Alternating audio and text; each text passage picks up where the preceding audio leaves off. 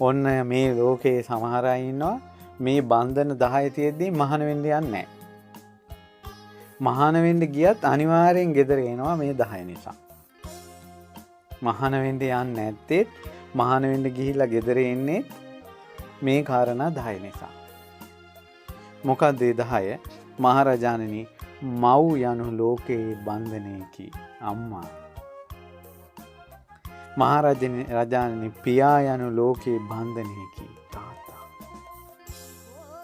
අම්මගේ බන්ධනෙන් බැඳුන පියාගේ බන්ධනෙන් බැඳුන කෙනා මහාන වෙන්න යන්නේ ගියත් ආපහු එනවා.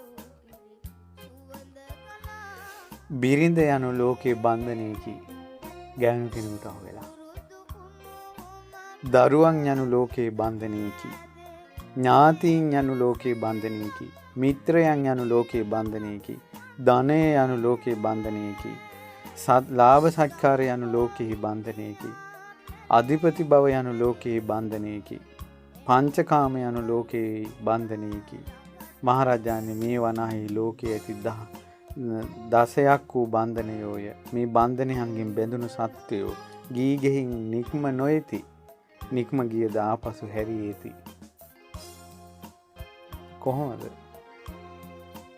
බන්ධන. සල්ලි භාගෙ තියෙන එකක් Tamanට බන්ධනයක් වෙනවා. අධිපති බව කියන්නේ Taman ඉහළ රස්සාවක් කිරීමත් අධිපති මේ බන්ධනයක් වෙනවා. ඊට පස්සේ මහාන වෙන්න කියලා තවත් අයගේ යටතේ ඉන්න කැමති නැහැ. මං අනිත් අයට උපදෙස් දුන්නයි මම මේ පොඩි සොච්චන් කොල්ලන්ගෙන් අවවාද ගන්න හොඳ නැහැ. කියලා හැරිලා එනවා. දැක්කද?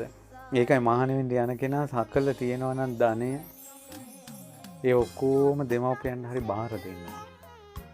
Tamanට මොකක්වත් නැති කෙනෙක් පැවිදි ජීවිතයකට එනවා.